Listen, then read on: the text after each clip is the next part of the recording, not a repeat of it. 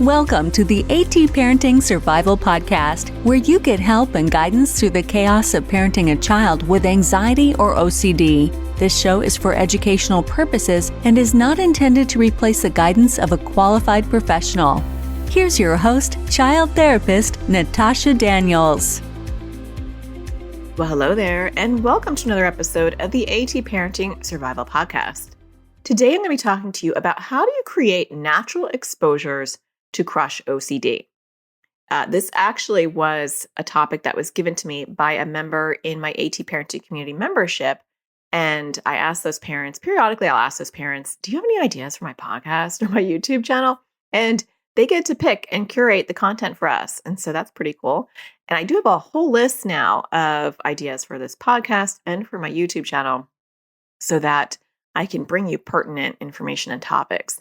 And this one was asked by a parent because I believe she said her child's not willing or able to do ERP right now. And so is there a way to maybe create natural exposures?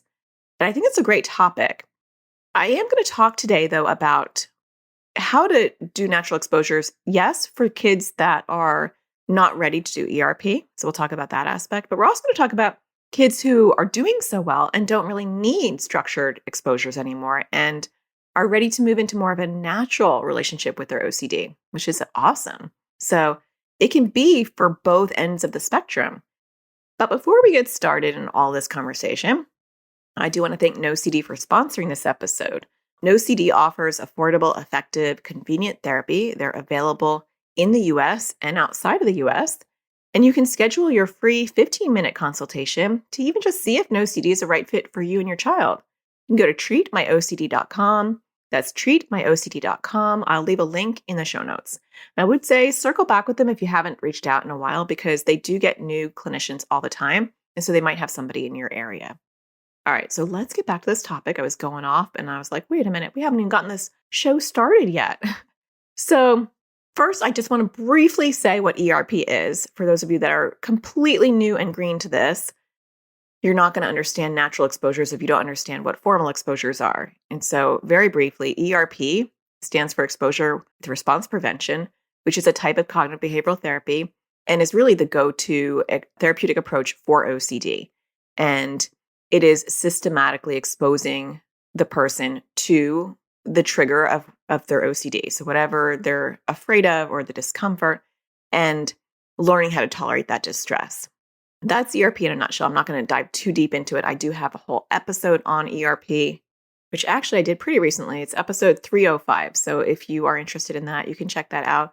You can always go to my website at atparentingsurvival.com, scroll all the way to the bottom, and you will find a search button, and you can just type in the topic that you're interested in, and then you will be able to find it. And so, because I actually did episode 53 is what is ERP as well. And I have a YouTube video for kids on what ERP is. There's actually quite a few things.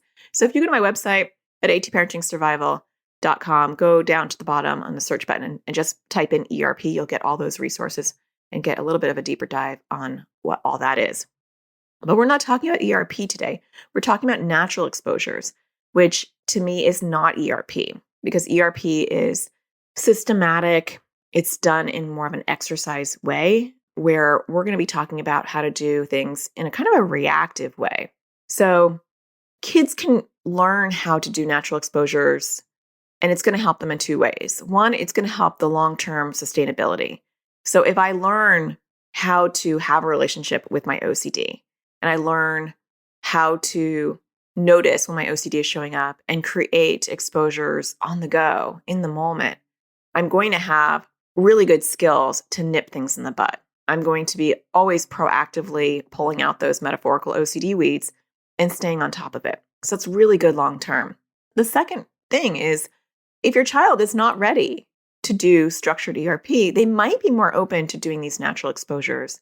And that is the essence of why this person asked for me to do this topic to begin with. But I do feel like it does serve two purposes because when our kids are in maintenance mode, we want to teach natural exposures. And I feel like both my kids are kind of in a quasi maintenance mode. I don't know why I said quasi, because you just never know 100%. So it feels like, do I want to call that maintenance? But we are actually doing a lot of natural exposures in my house these days. We're also doing structured exposures, but I'll kind of go through that. They're more natural than they are planned out these days. So the difference between a planned and a natural exposure is one is kind of like an exercise versus one is situational. So like my daughter, we've been doing exposures at night because she wanted to earn this thing. And we'll talk about incentives in a second. They're really key. So she wanted this thing. And I said, you know what? If you can, pay half of it, then I will buy it for you. So she was like, I want to do exposures every night. And so then we planned them. That's very ERP oriented, right? So I said, okay, but you have to tell me what you want to do, and then we'll do it. And part of the method to my madness on that is I'm teaching her not only to do exposures now, but I also want her to create and craft them. Because the goal ultimately is that our kids are going to learn how to do these things for themselves. I want my child at 20 or 25 or 30 to say, ooh, I have a new OCD theme. How do I create an exposure for this? Let me come up with some ideas. I want them to be able to be skilled. And our kids aren't going to be skilled if we don't teach them how to create these things themselves. So my kids are both at a point where I'll say, what exposure do you want to do? Give me some ideas. And then I'll see if I think that that's okay or not. Because ultimately, I'm the one giving them the reward. And so I want to make sure that it sounds like a challenging enough exposure. So that's a planned exercise. And so she came up with some things and we did them each night and she's earned her points. And then she got her Heelys, which actually turned out to be a nightmare. She got them yesterday and I'm like, why do people wear these shoes? I mean, I thought they were popular a long time ago. I'm surprised she wanted them, but she's got to learn how to balance before she can wear those heels because those are a scary invention, but she's excited about them. So there is that. She earned it. And we want excitement around ERP. That's the name of the game. But when we're doing, natural exposures, it's situational. And so it won't look like that. And I'm going to give you tons of examples of situational exposures after the break when we kind of go into this a little bit further. I do want to say that I feel like, because I didn't come up with this topic was asked of me. I feel like it is really the difference between offense and defense. So if you've taken any of my OCD courses, so I have How to Teach Kids to Crush OCD, or I have a kids and teen course directly, Crushing OCD for Kids and Teens. In both of those courses, and actually I have an OCD workbook coming out in February, which I haven't really made a formal announcement, but I guess that's pretty formal for 8 to 12-year-olds. Very excited about that.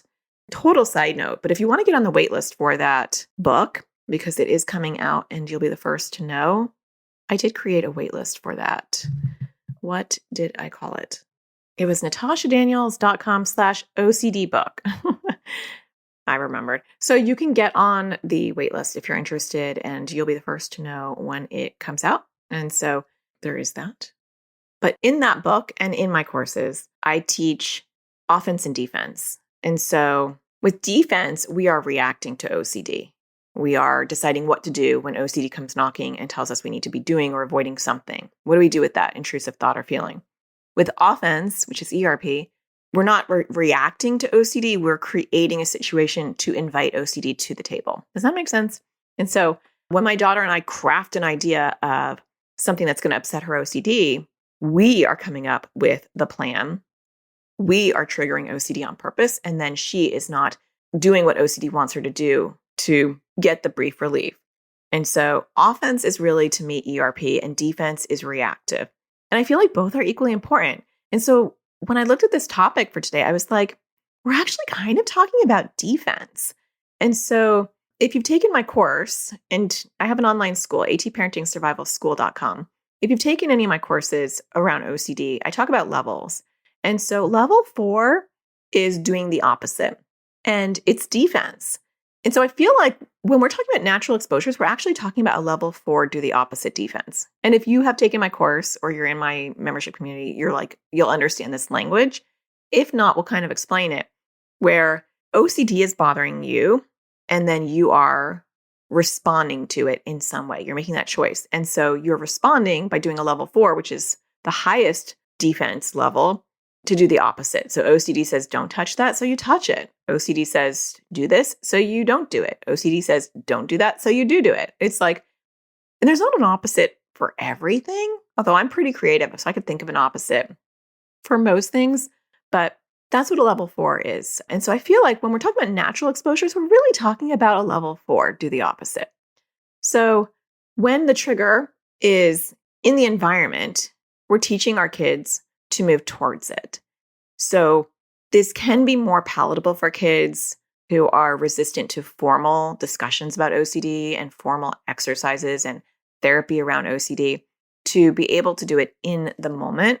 And I think it becomes really important to create an incentive program and have that structured already to be able to begin this. So the first step in creating natural exposures is creating a behavior modification program. That is, to me, key. That is the bread and butter of exposures in general, moving the dial. And I know a lot of times people have a problem with like intrinsic versus external rewards and, wanting our child to do it for themselves versus doing it for a carrot. And really, to get the ball rolling, incentives are really key for most kids. You might get some resistance if they have some moral OCD or they're just really resistant they're so scared about doing an exposure. But in general, I have seen kids who have not made progress with a ton of other therapists, and all I did was offer an incentive program, and then boom, we're starting to get traction. We're not going to go into how to create effective incentives today because we can't cover everything, but I am going to look it up for you so I can tell you what episode that is. So I'm just going to my website and typing in incentives at AT Parenting Survival, and then it's episode 123, developing good incentives to get kids to work on anxiety or OCD. So if you go to my website, you can actually listen to the podcast episode on my website. Sometimes that's probably the easiest because I don't know, it depends on where you're listening to things, whether you can search for topics as easily as you can if you just go to my website. So learn how to create an effective incentive program. That is key. So in my house, we have an ongoing incentive program where I use Privilege app. You can use any chore app. You can use an exposure app. There's lots of them being created. When I use Privilege app, which I think I use it on Apple, I don't know if there is one for Android. You can literally use pen and paper. You can find just a general chore app. It doesn't matter. But for me, it's very convenient that I can put in the chore is actually the task. So that can be a brave exposure, an eating exposure, social anxiety exposure. That's like what our menu currently looks like. It's very broad, not very specific. But when we first started, we put very specific things like, like ate something that OCD said not to eat, or touched something OCD said not to touch, or went to the bathroom only once per hour because my daughter had sensory motor OCD. So you can put specific things in there. And then there is the rewards on the other side. And ours have gotten very general. It'll be like 5 points, and they can trade in their points for dollars because they're older now. And so we've made it very simple. But in the beginning, it was very concrete. It'd be like, you get an LOL doll, for 5 points. For 10 points, you can get this. For 15 points, you can get this. So if you're interested in this and you haven't set something up yet, listen to the episode about how to set up an incentive plan. We're not going to go into that today. But when you have that there already, then natural exposures become easier. Because after the break, I'm going to give you a ton of examples of how you would do a natural exposure when OCD comes knocking and how to incentivize your kids to do an exposure in that moment. So stay tuned. We'll be right back. It's time we put help directly in our kids' hands. Introducing Crushing OCD course for kids and teens. It was way more helpful than all the other therapy we've ever done because we didn't really know what to do. So we weren't really doing it before. So the course helped to figure out what the exposures are and how to do them. We're not in therapy and find it really hard to find an ERP trained therapist here. So we're currently with like the public health service, but again, they don't seem to be trained in ERP. It's filled that gap that we don't have that was needed. This was really well timed for us to use between therapists and to help us get off to a good start with this new practice. It was easy to use. I was able to do it from my phone or also on the computer. There's different ages, so there were younger kids, there were teenagers, and so that was really nice too, to have a variety of ages where it wasn't just geared towards younger kids or older kids. It was a nice variety. It's helpful for our kids to hear it from this third party as opposed to just us saying it. I really like the offense and defense method. I love working on poking at OCD while it's sleeping. It makes it a little bit easier to do, and it's kind of fun. I'm planning on using it to work on my fear of like holding or touching batteries and stuff like that. So it was really helpful, and I think a lot of other kids would like it. I thought that I was like the only one who had worrying about the weather and stuff. And then there was somebody else on there who worried about the same thing, which was really helpful. Seems less scary to work on stuff now that I've watched this class, and I'm more interested to work on it. I like trying to do more exposures still, and before I wasn't, I just didn't want to do them. I've worked on some of my bigger compulsions and been successful. I realized that it was helpful to do like the exposures. Before it was like really, really hard. It's still hard, but it's helpful to know that I need to do them. Before there would be a lot of battles about it. So it is definitely less loggerheads. Really, really good course and super helpful. Definitely would recommend this. It's really easy to follow. It's nice bite-sized videos.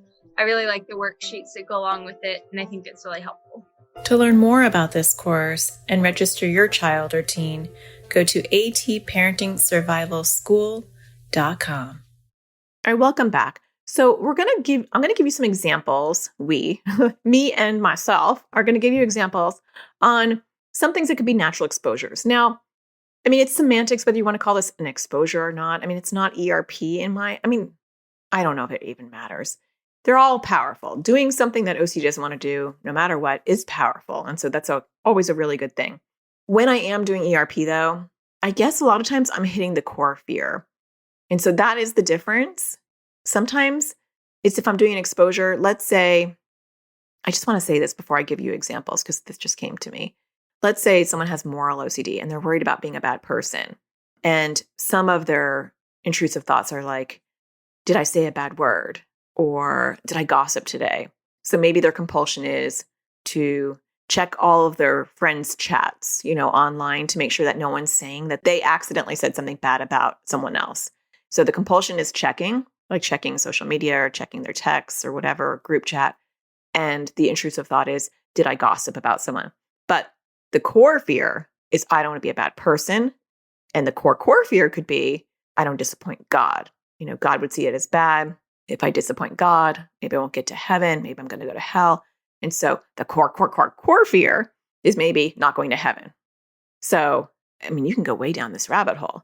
So when I'm doing maybe an exposure, it might be an imaginal script or a story about how they were gossiping and then how God was disappointed and that they're a bad person.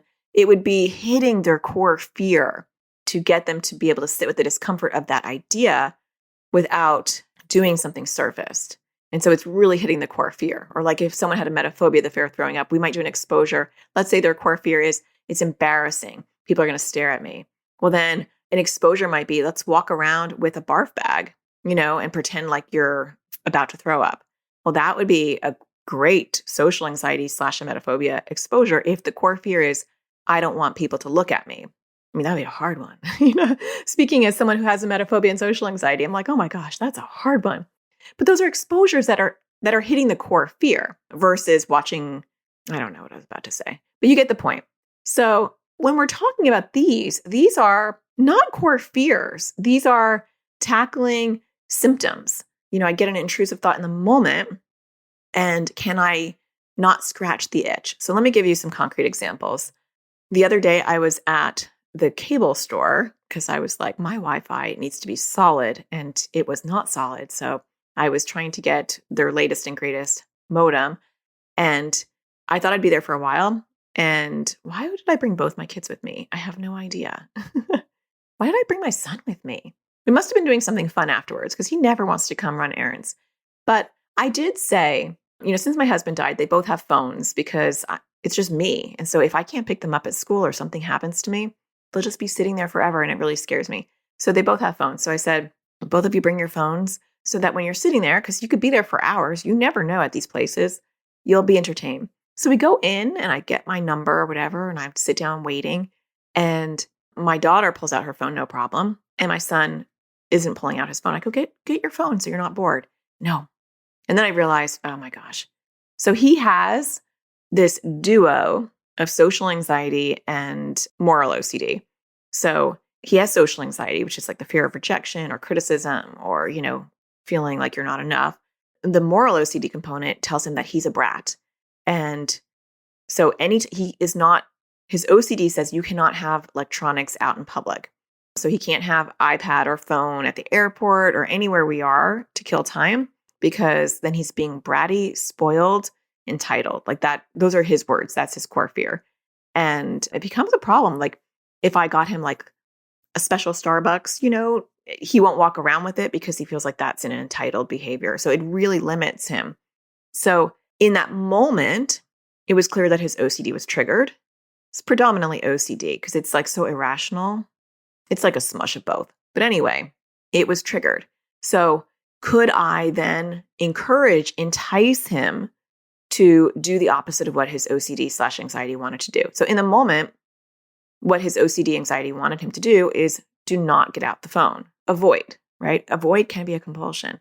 And avoid is always the fool and the fuel for anxiety. That was the Freudian slip. So I said to him, here, just take my phone. No, I'm not going to do it.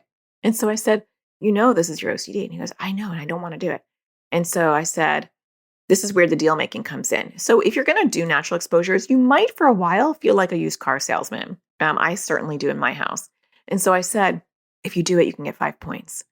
And if it's not walking off a cliff, he will normally take the offer. And so he said, fine. And he gets his phone out. And then like within 2 minutes, he is immersed in his phone and playing a game and not concerned at all. And that builds his muscle because he learns that he can handle discomfort, that he did it and he was able to tolerate it. And the world continued to circle around and around. And so those are really effective. And we do that a lot with him. So that would be a natural exposure because 1, I noticed that he was having a hard time. 2, we labeled it as his OCD. 3, I was able to incentivize and present him with an offer. And 4, he was able to accept the offer and do it. So that's really the component. Those are really the ingredients to doing a natural exposure, is noticing it and then calling it out, right? We want to identify that. Sometimes we don't have to do that part if it angers them or they're getting upset. You can skip that because sometimes kids want to argue, that's not my OCD. And that's fine. You don't have to argue with them. Then you move into the offer of you can earn blah, blah, blah. And even if they're resistant to it being called OCD, you can just say, it doesn't matter if it's not your OCD. If you can do this, then you can earn 5 points or you can earn whatever is your, incentive plan. And then sometimes it goes back and forth. If they're not completely okay with what you offered, they might say, no, that's too hard. And if I really want to incentivize my child and I really want them to do it, or they really have to do it, like blood work or something else, I might say, okay, look, I'll give you 6 points, but that's a lot. Sometimes I'll go back and forth, or they'll say, I'll do it for 10. I'm like, whoa, 10's a lot. But you know what? Okay, I get that it's hard. How about 7? So you can go back and forth and negotiate. And it gives them a sense of agency, a sense of empowerment. Like I'm doing this and I'm committing to it and I'm negotiating for myself how much incentive I'm going to get, and then they own it.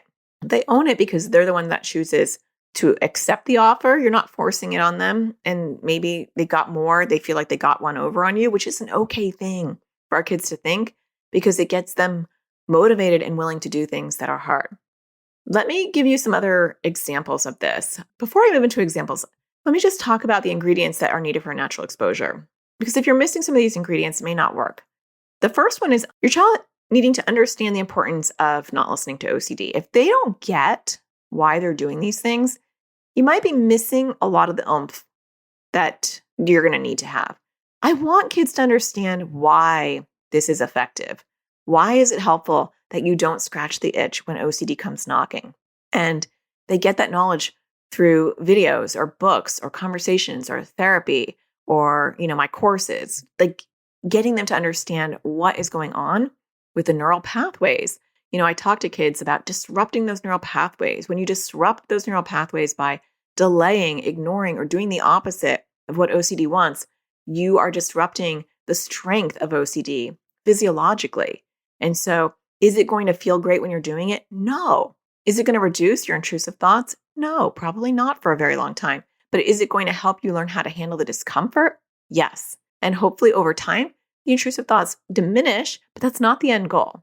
The end goal is actually to to build your resilience and to be able to handle the discomfort, because you can still have those thoughts or feelings, but they don't have any pow to them.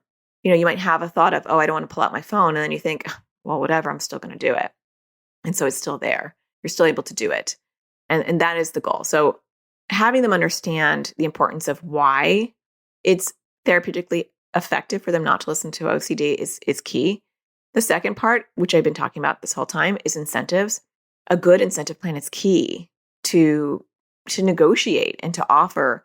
It's very rare that I see a child willing to just do something that OCD doesn't want them to do because they just want to do it. Over time, that can help, but over time that can happen. I mean, I feel like my kids are kind of more in automatic mode where they will do exposures and they'll tell me about things that are natural. They will do like level 4 opposite, and then they'll let me know that they did that. Like my daughter will often say, I'm having OCD right now. I just hate the way she says that. Why do you say it like that? I'm having OCD right now. She'll let me know that she's resisting going to the bathroom, that she's having OCD. Or my son will say, that was really hard for me to eat, but I ate it anyway. Normally he's like asking for points after the fact, which I don't often give because it has to be a planned thing. But the awareness that they don't want to feed their OCD because they don't want to have OCD is starting to take hold. And that is the ultimate goal. So that's the second ingredient. The third one is they have to have the willingness to have you offer challenges. And so how are they going to respond in the moment when you say, if you do that, I know this is hard for you, but if you do this, I'll give you 5 points. Are they going to respond with anger because they don't want you to even talk about doing any challenges or exposures? Or are they willing for you to, in the moment, maybe present them with offers? And sometimes they're going to say no, and sometimes they're going to say yes.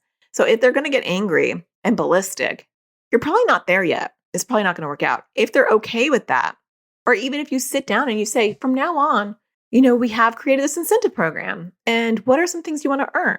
And you get them excited about it. That's the first thing I would do with kids in my practice is I would get them excited. And I would say, what things do you want to earn?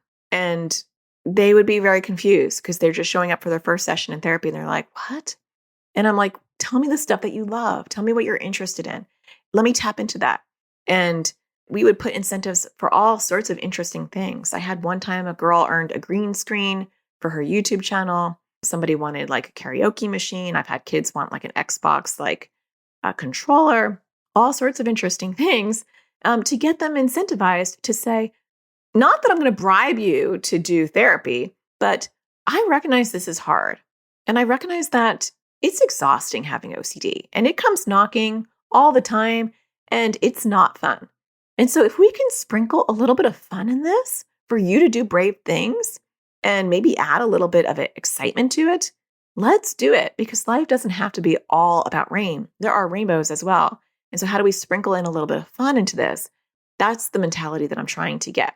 So having a conversation and saying to your child, let's create an incentive plan. And if you're okay with this, when I see that maybe OCD is knocking, I can offer you an incentive and you can decide whether you want to take it or not, right? I can say, do you want to take this challenge? And you can say challenge accepted or challenge declined. It'll be up to you. So that is the first aspect of that.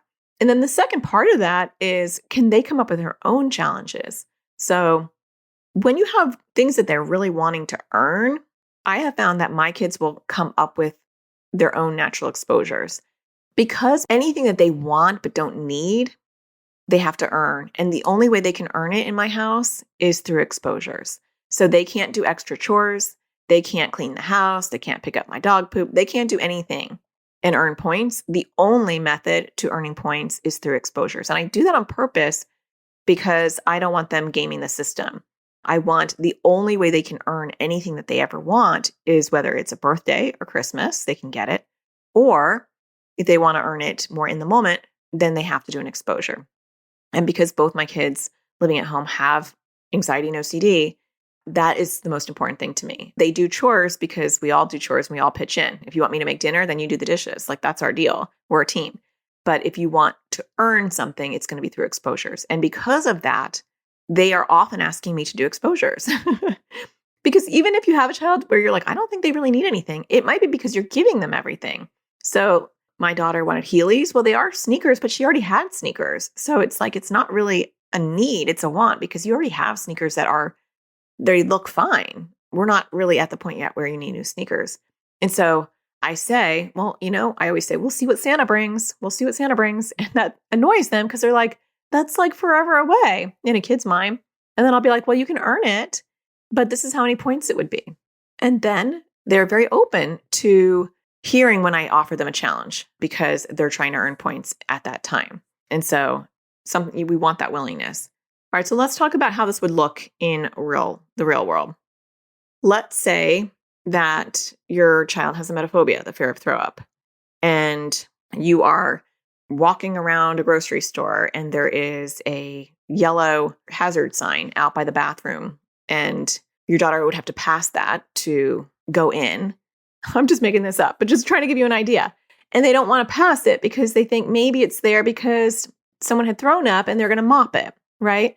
And so OCD is knocking and saying, you can't go in that whole area because that whole area is exposed and is contaminated. And so you might notice this and say, let's just pretend that you call OCD Mr. O. You might say, I notice that Mr. O is not allowing you to go to the bathroom because you think that someone may or may not have thrown up over there. I'm like, yeah. And you're like, well, how about if you can earn 4 points if you go there anyway? And then they might say, no, I don't really want to. And I go, I know it's really hard. This is how I talk to my kids. I'll say, I know it's really hard. If you give in to Mr. O and then Mr. O wins, and I know that you can be brave. I've seen you do it before. And the more you don't listen to Mr. O, the more powerful you get. But it's up to you. Ultimately, it's up to you. But you could get 4 points if you went there. And I know you really have to go to the bathroom. So I'm selling it. I'm not going to push it. If they're like, no, I don't want to, and they're starting to escalate, I'm not going to push it. But I sell it. And so that's an example, right? It's not an exposure where I purposely put out the yellow sign and we're creating the situation, but it's an opportunity. An opportunity has presented itself. And so she was just avoiding. So that's an example. Let's say you have a child with moral OCD and you are at a restaurant and they have a compulsion that says, I cannot look at anyone who's drinking alcohol. I had someone who had that in my practice a long time ago. And so let's say that you're sitting down at the table and your child says, can we switch seats because that guy over there is drinking a beer and it's making my OCD really uncomfortable. Then I might say, let's pretend it's my kid, I would say, well, I can switch seats with you. But if I did that, what do you think I'd be doing? This is how I talk to my kids all the time. And I'm sure I'm the most annoying parent on the planet. But then normally my kids will say, because they're educated on this, I'll be growing my OCD. I'm like, yeah, you would. And I really don't want you to grow your OCD. So yeah, I can switch seats with you, right? Because I never want to say I won't, right? I can switch seats with you. But I wonder if you can still sit there, you can earn 5 points. And I'm just using 5 points because that's kind of our baseline at my house for like a regular exposure. But I offer that. And then let's just add a little spice to this example. Let's say your child goes, Mom, I just can't do it. I won't be able to eat. And I'm really, really feeling overwhelmed. And, because a lot of times with kids with moral OCD, if they think that they see someone drinking beer, then they think it's like contagious. Like then it's like they're drinking beer and they're a bad person. It doesn't have to make sense. OCD is irrational. So let's say you can tell this is a bridge too far. There's no way my kid's going to do this. We want to win.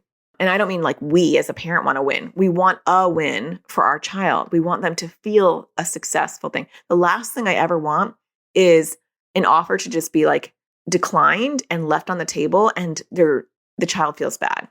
I want, if at all possible, and it's not always possible, but if at all possible, I want them to feel success. And so I'm looking for that sweet spot of, can I counter offer? And so I might say, okay, I get that it's really hard for you and that might be really too challenging for you. But how about this? What if you switch spots with your sister? And so you're still facing the guy drinking beer, but you're a little bit out of his eyesight and you can earn 2 points. Okay, I can do that, right? Or if they say no, then game over, right? That's okay. You're not going to win at all. But I think giving them that option. So yeah, it's still an accommodation in the sense that then they swap seats with the sister, but they still feel successful because they are still not fully giving what OCD wants. And you can even say later, that was really great that you were able to handle that discomfort and didn't switch seats completely, where you made OCD still have to be, in the same direction as that guy. That was awesome. I loved how brave you were. So now some kids don't like praise. And if they don't like praise, then don't circle back and say those things. But some kids do. And I think it is helpful. I know my kids eat that up. They love when I kind of circle back and say, like, that was really great of you to do blah, blah, blah. Or you should be so proud of yourself for doing this. That could be really helpful. Okay, I have some more examples because I just wanted to give you a whole bunch of examples to get this solidified in your head. This one happens all the time at my house. My son has ARFID, avoidant restrictive food intake disorder, where his OCD gives him all sorts of reasons why he can't eat to the point where it's very restrictive. And it could be all sorts of stuff. But let's say I see him eating. He was hungry. This happens all the time. He's hungry. He asked me to make something. I put it down. And then he'll say, I'm sorry, I can't. And whenever he says that, I know, it's an OCD thing. I'm sorry, I just can't.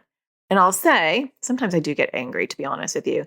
But when I am channeling my inner calm self, I'll say, what is OCD saying about it? And he'll say, well, OCD is saying that it looks like throw up, and I really wanted it, but I look at it, I just can't. I just can't do it. So then in that moment, I might say, well, if you don't eat it, what do you think is going to happen to OCD? I know it's going to grow bigger, but he normally gets combative at that point. He'll get angry. And so I'll say, if you can't eat it, could you eat one spoonful of it to show OCD that he does not get the last bite? That's an expression that we use at my house sometimes. I'll say, don't let OCD have the last bite. You always get the last bite, which means even when OCD says don't eat it, can you at least take one bite of it so that you get the last bite? And so sometimes I'll be like, I don't know if I can. And I'll say, how about a teaspoon for 5 points? And so I can look at his eyes and I can tell if it's too far gone, I won't even offer it because I don't want him to feel like a failure. So if I can tell, and if you can tell that your child is absolutely not going to do it, don't even offer an exposure because you're just going to make them feel like a failure. But sometimes they might surprise you. So you might want to lob out at least one offer. And then you can negotiate, right? And you can say, well, not a large spoon. How about a teaspoon? Or how about just like a little, dip in the fork, right? Just to show OCD that you're boss and earn 4 points.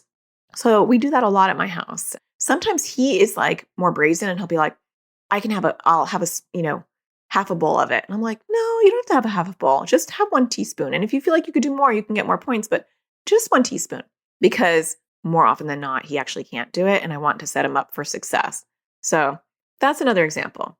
Let's do a couple more. I have 2 more examples. Let's say your child was at the park and they sat on a bench and then they noticed that there was bird poop next to them. And then all of a sudden, all of their clothes are contaminated. And they come home and they're like, all my clothes are contaminated. I need to change all of them. And then you can say, I'm sorry that your OCD is making it hard for you. And I know your OCD doesn't care, but you weren't sitting on the bird poop. Where you were sitting was perfectly clear, but I know OCD doesn't care about facts. But if you change your clothes, what do you think you're doing for OCD? You're giving OCD a high five. You're like, thanks for keeping me safe, OCD, even though I absolutely didn't need to do this. So I wonder if you can keep your clothes on and not wash them, could you earn blah, blah, blah, right? So again, it's a situation that was triggered. You're not creating this. Now, if we went out and we sought out a bench that had bird poop and we purposely sat next to it and we purposely said, now you're not going to wash your clothes, that's an exposure.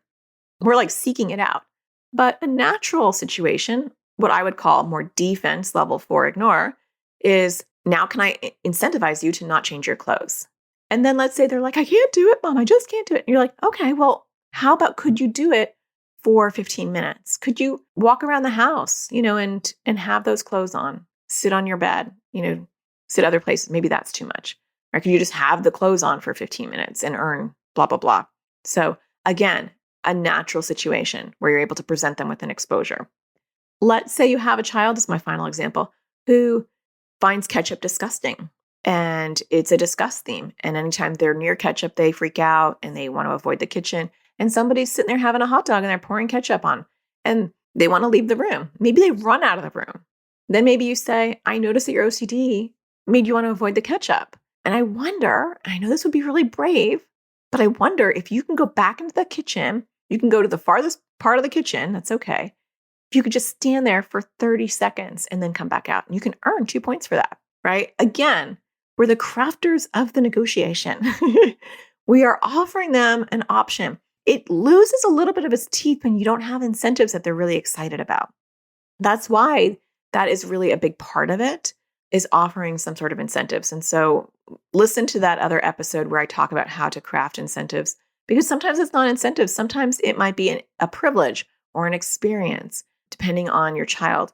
But getting them excited and motivated makes them much more open to accepting these exposure challenges in the moment. My kids are quick to accept them when they are trying to work on something, when they're trying to earn something. And it has come, not so much my son lately, but periodically he wants money for Roblox. And my daughter's lately always wanting slime. She's always wanting, I will not buy her anything that she hasn't gotten points for. And so she has been asking me quite a lot lately to do exposures. And it's brought up some things that I didn't even realize were OCD. And that is the other benefit of doing this, is when you do it, your kids will be much more forthcoming if they're motivated and incentivized to let you know what situations are OCD related that you didn't even know about, because they know this is an opportunity. I'm having a trigger right now. This is an opportunity. And you may not even have been cognizant of the fact that your child was struggling with OCD in that area. Now, sometimes kids will be kids and they will exploit or take advantage of the incentive program, but that's why you have to approve of it and, be able to fully understand your child and be able to say, do they look distressed, or is this upsetting, or does this fit in their OCD themes? More often than not, I will say it's okay, and I will let my kids do those exposures because I'm excited that they're even thinking in those terms. So if they get one or two things over me that weren't as challenging as they were making it out to be, I'm okay with that because they are thinking in therapy terms. And even if it wasn't as challenging for them as they were making it out, the fact that they were playing this cycle of, this is what we do, we face hard things, I want them to get that rhythm. And so I am okay with that. I can tell when my kids are stressed, and I can tell when it's in their theme. And more often than not, I would say almost always, it is. They're not exaggerating, and it is stressful. But my daughter's been doing exposure for the last 4 days, and I don't think it overwhelms her at all anymore. And so she's going to ask to do that again tonight, and I will tell her no, because I'm going to tell her, actually, I think that you have shown that you are able to handle this discomfort. And I think that we can kind of sprinkle this discomfort naturally in your life just to keep OCD away now. But I don't think this should be one that you're going to earn points for. So what I'm doing there is I'm actually keeping it up, but taking the incentive away and saying, think of something new now, because we want to keep that success. And then we want to move on to something that's more challenging. We don't want to keep doing the same things that are not as challenging anymore. So I hope that you found this helpful. I hope that you find my podcast helpful in general. Don't forget to hit a star on iTunes or Google Play or Stitcher, wherever you consume your podcasts. And if you have a few extra seconds, don't forget to leave a review. I greatly appreciate that. I was actually looking back and I was like, I haven't had a new review in forever. I feel like the last one was in July. So if you've been listening to my episodes for a while and you haven't written a review, please feel free to do so I can read one and thank you for it, to show my gratitude. Can't show my gratitude if I don't see any that are new. So I hope that you find the sparkle in everything you do, and I'll talk to you again next Tuesday. Take care. Thank you for listening to the AT Parenting Survival Podcast. To get additional support raising a child with anxiety or OCD, visit Natasha's online school of on-demand classes at atparentingsurvivalschool.com.